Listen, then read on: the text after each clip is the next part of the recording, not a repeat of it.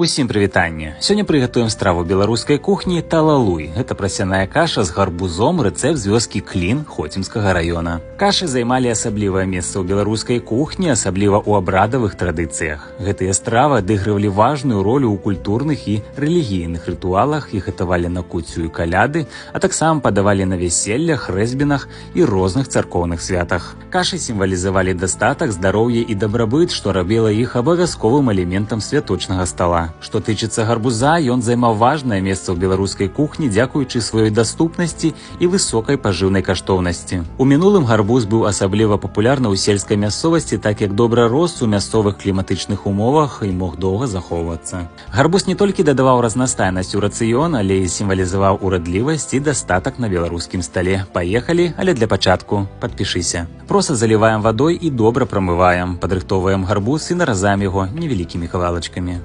Дакладную грамоўку можна знайсці ў маім тэлеграм-канале.